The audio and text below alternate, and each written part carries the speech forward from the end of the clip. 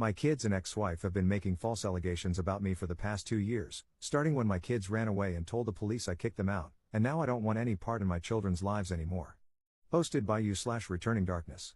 Hold on because this is a doozy. I'm going to omit some details to help keep myself from getting doxxed about this whole thing. Last year, my kids, 9F and 7M, ran away late at night/early in the morning. When found by some city officials, they claimed I kicked them out of the house. I woke up that morning to the cops and CPS knocking on the door. I told my side of the story from what I knew, and they had my, now ex-wife tell her side while keeping us separated. The cops claimed our stories didn't match and ended up arresting me. I bailed myself out that same day and went to live with my parents for a while. I was dealing with court, scared that I was going back to jail or prison and that I'd lose the job I had only been at for a year. A little over a month went by, and I got a phone call to have a meeting with the CPS woman in charge of our case. My daughter ended up making more allegations against me that did not make any sense to the CPS people, and when they asked her questions, she was unable to give them answers. My son ended up breaking first and admitting the whole thing was made up, and that my daughter was the one who orchestrated everything. This reveal led to the charges being dropped and my daughter getting counseling and psychiatric help. For a while, I thought things were good. We were on our way to fixing things. I kept trying to get all of us into therapy, both individually and as a family. I was already in therapy due to this whole situation anyway. My ex kept dragging her feet, and it never went anywhere. After some other situations with being displaced due to a natural disaster and me trying to get things packed up in our old apartment, I was told by my ex that she wanted a divorce. So now I was having to rush to find a place to live, which I did luckily. I actually move in tomorrow. On June 14th, I was served an emergency protection order by the county sheriff's office. I was told it was because I allegedly hit my son and gave him a concussion while in the grocery store, where there are cameras. He had been taken to the emergency room by my ex on the 14th, but this event allegedly happened on the 10th. I had told my ex that, due to me having to get this house to rent, along with utilities in my name, adding up to over $2,000, I wasn't going to be able to pay certain bills this month, but that I'd get them caught up as soon as I could to get everything paid off and even. I signed for the deposit on the 11th, and the kids had been with her while I did this paperwork, and there was no issue. That same morning, I had taken my kids to the park so they could play and recorded videos of them being silly and having fun. I was talking to my therapist this week, and I told her what was going on and how I felt about being around my ex or the children. It's 2 years in a row of false allegations. I want nothing to do with any of them now. I'll pay child support gladly. I had an agreement with my ex before this all happened to pay $1,000 a month, $500 per paycheck, for child support. After all of this, am I the jerk for not wanting to be around the children and my ex after everything gets settled and is found out to be lies again? Top/relevant comments. Additional info from Op. I posted this before I clocked in at work, so let me give some more details. My ex-wife and I were still together when the kids ran away last year. My side of the story during that was that I came home from work, talked with the kids and my wife, gave the kids their melatonin gummies before sending them to bed, after which I took a shower before making myself something for dinner and cleaning up afterward. By this point, my ex was already asleep, and so were the kids. When CPS and the mental health professionals were talking to my daughter after everything got cleared, she was saying the voices she was hearing were telling her to do things. The mental health professionals said this sounded too rehearsed to them. It was later revealed that she had been watching videos on YouTube about kids pranking their parents, and she wanted to try it out herself. She had access to YouTube due to tablets my mother-in-law had given the kids for Christmas back in 2023, which I disagreed with, but I was ignored. At the time, and to this day, I do not believe my ex had a hand in the running away situation. On to this year, my son went to the ER on the 14th because he had, and I quote from the paperwork I was given, dizziness, lightheaded feeling, and a nosebleed. I am not sure how he received a concussion. Nothing is finished with this situation yet, and nothing has been decided in terms of child support. We go back to court next month to revisit this after the investigation has finished. On the day I received the EPO, I talked to a state trooper and told him the kids' history, showed videos of my kids playing, and showed receipts on my banking app from when we were at Walmart and the time we were there. As of right now, I haven't heard anything else. I have already been interviewed by CPS and informed them of the same things I told the state trooper, because it is a different person on this case as my ex and kids live in a different county at the moment. This time, I firmly believe that my ex is behind this due to my telling her that some of the bills would have to wait because I'm having to pay approximately $2,500 to move, put down deposits, and pay first and last month's rent. I haven't seen my kids since I dropped them off to my grandparents on the afternoon of the 11th. I have not made a decision about staying away from my kids, but I do plan on talking to a lawyer in the next couple of days. I'm also looking into security for my house and a discreet body camera to wear, like many other users have suggested. I'll try to answer any other questions that I can, But I move tomorrow and I have some last minute things to pack up and place in my car and move downstairs. Thank you for all of your insights, words, thoughts, and prayers. It means a whole lot to me that I can't even put into words. Are Ops children his biological? Well, considering they look like I just clicked copy and paste. Did something happen at the grocery store that caused the son to have a concussion? Nothing happened at the grocery store, that's the thing. We went in, picked up some sweet tea and ramen, then left. Update 1 month later. So I have an update, along with answering some questions better from my previous post. When I first posted this, I was not in a good headspace, and I realized that I wasn't very clear. To be honest, I'm still not in a good headspace, but it's a little bit better. For starters, these false allegations started last year when my kids were 9 and 7. When I said 2 years, I meant calendar years. When I said I spoke to the police about my side of the story last year, I meant what happened the night before the police and CPS showed up at the front door. I had gotten home, spent some time with the kids and my ex, then wife, before giving the kids their melatonin gummies. This was done on an as-needed basis, mainly 2 to 3 times a week at most. After that, I took a shower, made myself some dinner, ate, and cleaned up the kitchen before spending more time with my then wife before we both went to bed. Due to a contraction happening when she was being given the epidural, she sleeps better propped up, so she slept on the couch while the kids and I slept upstairs. The next morning is when I woke up to the cops at the door with CPS. I was charged with child abandonment and arrested. It took over a month for the truth to come out about my kids making this up, due to the fact that my daughter was saying I was having sex with her. The CPS agent conducting the investigation tried to ask more details, and that's when my daughter started crying and admitted she made it up because she couldn't give details. The only reason my daughter even knew what sex was is because my ex and I were in the bedroom and we both thought the other locked the door, and my daughter walked in on us. Moving to now, I don't know how my son got this supposed concussion. We had court again on Monday, the 21st, and when the judge asked her, she told him, after talking with the state trooper, "We have decided to not press criminal charges." I asked the judge if there was any evidence that they had about what they're claiming I did, and he told me that since no charges were filed, there's no evidence gathered to give to me. I want to thank everyone for their answers on my last post. Thinking about those feelings was making me sick to my stomach, and I just needed some perspectives from people who weren't emotionally involved. I've thought about this since last month and I made the decision to tell the judge I want the divorce process and this EPO to be over and done with, and that I just want to be left alone. I'm still questioning if this was the right decision or not. I'm just not sure what else I could do. I work 12-hour days, 5 to 6 days a week. I have no way to take care of the kids, so I can't take them in.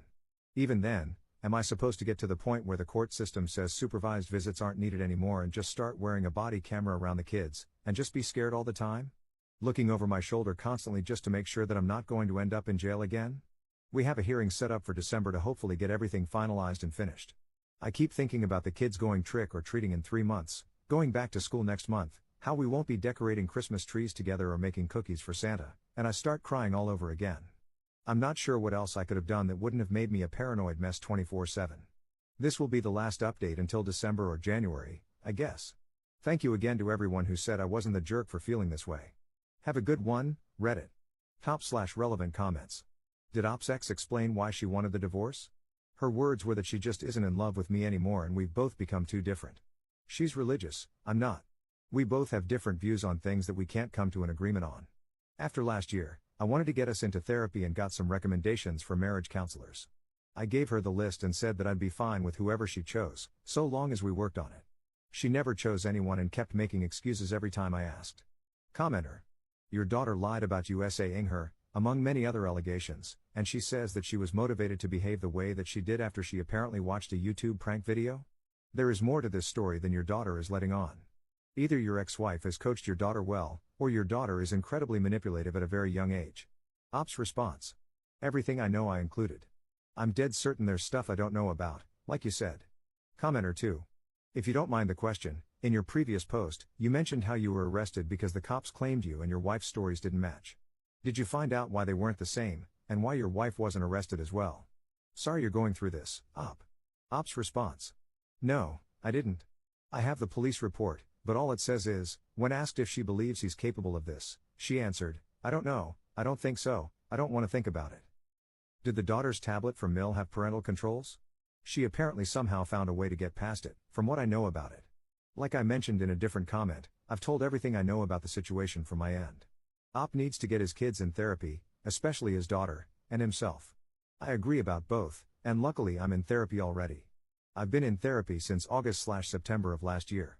Second update 8 days later.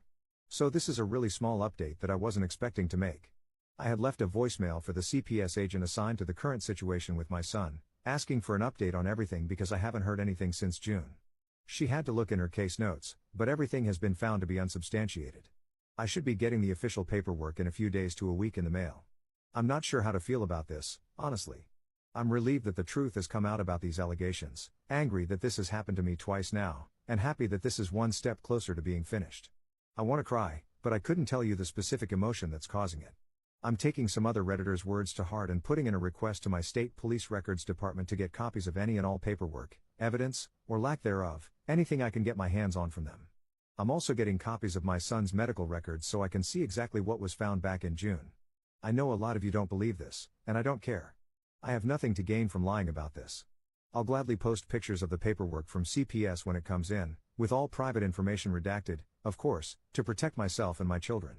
I know some of the details don't make sense between the OG post and the update, but like I saw one person mention in our /best of Redditor updates, which I love to read posts from and didn't expect my own to end up there, I'm just going into survival mode. I only just got a full-sized fridge 2 days ago. I only have an air mattress for a bed. I'm just tired. I want this over with. I want things to go back to January, when all I had to worry about was the fact I was recovering from a car wreck and couldn't even help take down the Christmas trees and get a new car. Third update 1 month 3 weeks later. So I didn't think I would be back with any sort of update until December, but here I am. First, I want to thank everyone for their comments, the ones who tell me I'm not the jerk for feeling this way, the ones who said this was fake AI bull, which got me laughing a bit, and for all the advice everyone's given me. Second, for the ones who DM'd me, I also want to say thank you for reaching out. I may not have answered, but I really appreciated reading the messages. After my last update, I tried looking for something to do on my days off of work. My first thought was the animal shelter nearby because it's not even a 5-minute drive from my house. Turns out it's closed on my days off. I looked around for neighboring counties, and those were even less helpful.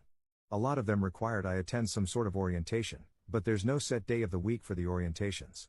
I know it would be good for my mental health in the long run, but in the short term, taking a day off from work, potentially, to attend the orientation and making my paycheck smaller isn't helpful. So I decided to try dating. I wasn't going into this looking for anything serious. I was wanting to try some casual dates to just get out of the house and meet people. That's not what happened. I made a profile on a dating app and kinda just left it alone. One of the pictures I had put on there was of my cat. He's an orange cat presenting as a tuxedo cat. No brain cell whatsoever. I got a message, and this woman was talking about how cute my cat was and how he matched one of hers. We talked about our cats for a while, then things got flirty, and I asked her out on a date. I feel like it went well, since she stuck around anyway. We found out that there are so many similarities between what we like and our senses of humor that my friends think I found a female version of myself. I think that's funny because when she meets them, that means they're screwed. After almost a month of us talking and going on the occasional date, I told her I had some things to tell her and then something to ask her. I was upfront with everything that happened last year and this year, showing her the paperwork that I had to show that I was innocent in all of this. After telling her all of this, I asked if she still wanted to stick around or if she wanted to walk away and not get dragged into any drama that she could get put through just because of us having a relationship. She hugged me, cried for me, which got me to start crying, and told me that she was sorry I had to go through something like that. Once the two of us stopped trying to flood my house from crying, more myself than her, I asked her if she wanted to make things official between us, and she said yes. I was honestly so scared to tell her about what happened with my kids and ex. I was dead certain that once I told any prospective girlfriend this, they would walk away so that their own lives wouldn't get ruined. But she stayed, and I'm so incredibly grateful for that. We agreed to take it slow so that we don't rush into anything too quickly. I can't remember which of my posts it was on, and to be honest, there are too many comments on them all to be able to find them, but a Redditor said that, essentially, they hope I find someone and can actually be happy after all of this drama with my ex-wife and kids. I want to thank them for saying that, because between them speaking it into existence and my cat being, well, him, it seems to have worked. I'm not back up to 100% though. I'm still scared that something else will happen that will somehow mess my life up even more. I'm scared of the cops showing up at my house with new allegations even though I haven't done anything. I'm scared of running into my ex or the kids in public just by going grocery shopping and somehow getting arrested over it. Every time I drive home and a sheriff, state police, or city police vehicle comes down towards me or drives by the house, I can feel my anxiety spike. I have cameras up that record my front door, back door, and where I park my car outside my house, and cameras inside that cover my front door and my back door. I have other means of showing my location on my phone and where I've traveled, if I've traveled at all that day. I keep any receipts from shopping or even grabbing something to eat while in town just so I have timestamps of where I've been and when I was there. It's a mess, but I'm doing what I can. I'm looking forward to learning more about my girlfriend that my dingus of a cat helped me meet. I'm looking forward to being able to not live in fear of police. I'm looking forward to being able to live and not just not die right now. Again, I want to thank everyone for their thoughts, advice, comments, everything. I'm still gathering paperwork and what evidence I can about all of this, and sadly I still don't have answers about why this has been happening. I don't know how my son got this supposed concussion. I don't know if my ex is coaching them. I don't know if someone is in their lives because of my ex that is causing all of this. I don't know if I'll get those answers, but right now, I'm going to keep searching and fighting for myself until I either can't find anything else or I get answers. Top/relevant comments. Commenter.